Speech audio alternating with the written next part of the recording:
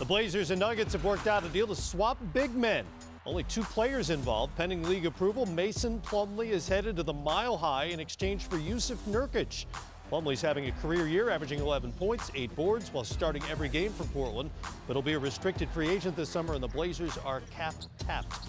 The 22-year-old Nurkic began the year as a starter, but has been coming off the bench more recently. He's averaged 8 points and just under 6 boards.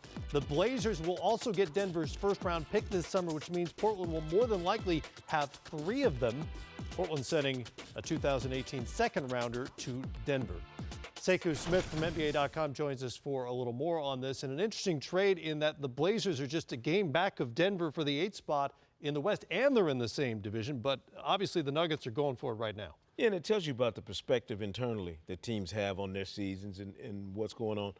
Plumlee is a guy who you know exactly what you're going to get from him in a playoff run and in a playoff series potentially because of what you saw him do for the Trailblazers last year. He fits seamlessly into what they're doing in Denver because he can get up and down the floor. He's an excellent passer. He's a good rebounder, athletic, and is going to give you energy on a nightly basis. So for the Nuggets, this is a great situation that you're going to absorb Plumlee into. Well, for a team that wants to play up and down because of the altitude, generally speaking, this is a great energy guy. Yeah, it is, and I like it. That the trade for him, like just what Sekou said, you get a chance to be in the playoffs. He's going to play extremely hard.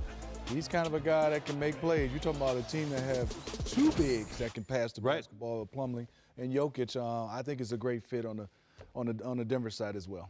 And as far as Portland goes, Nurkic is a little more rugged player and a team that hasn't been very good defensively, not that Denver was. Maybe they can use a little of that. You know what, Matt? I think so. Watching him start the season with Denver, he's a guy that obviously is going to take a little time. I think his development is still a couple years away. But he's a low post presence that can score the basketball. And at spurts, when the game does slow down, they don't have to go to so much guard, wing-oriented offense. Maybe you can throw the basketball down to him. He can make some plays. They need some kind of stabilizer because they wasn't getting any front court scoring other than guys tipping in balls or maybe running out on breaks. I think they also needed a space eater. You know, as good as Plumlee had been for Portland, he's not a guy who's going to clog up the middle of that lane in certain situations and give you a space eater that you can throw the ball into with low post moves and get production out of, and then cause some hesitation at least on the defensive end with his size and length. This is also, let's not kid ourselves, this is also about the draft picks involved and about the fact that the Nuggets believe they have a budding young star in Jokic, and they got to clear out room and space, literally and figuratively, to allow his game to blossom and continue to grow. I think to Sekou's point, if you watch last year with the Blazers, when you ran pick and roll, you could switch a 3 on to Plumlee because he wasn't really going to take advantage of it. You can switch a 2 on it or a 1. He's definitely just have to box him out. Now they have somebody that you could, if you switch, you can throw it to him and he can make a play. Nurkic's big body, good rebounder, and a low cap number, which is part of the equation here as well. A couple of other big guys reportedly on the block. Philly's Jahlil Okafor and Orlando's Serge Ibaka, different stages of their careers, but both, by all accounts, are very, very, very available. Who's more likely to move before the deadline? I don't think there's any question we thought Okafor would be the guy who would be on the move, mostly because of the situation in Philly where you had Joel Embiid really coming into his own, establishing himself as not just a promising young player, but a potential superstar.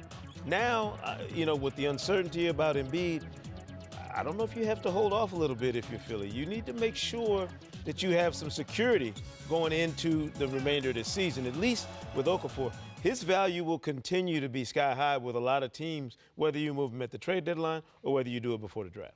And I look at it, I mean, I think if you're Okafor's agent, you're pushing to get out of there right now because the Sixers now need you. They've asked you not to play games. So I think you're on the block, and you don't want to, per se, play now and get hurt. If you're going to hold me out of games, let's just do it now and make sure you get a chance to get a trade for me. And Serge Ibaka, free agent to be this summer. Been a lot of talk linking him to Toronto, perhaps, but you would think there'd be a number of teams interested. Yeah, I think so. I think Toronto's definitely in need of him. A lot of teams are in need of him, but I see a better fit in Washington. He played for Scott Brooks, and I think if you're Washington, where you're going to add him, whether he's starting or coming off the bench, they need somebody that can protect the middle to go along with the Polish hammer. So I think playing with Scott Brooks and playing with guards and shoot the basketball, he's been used to that with Russ and KD. I think he'll be a better fit in Washington. Deadline now under 2 weeks to go.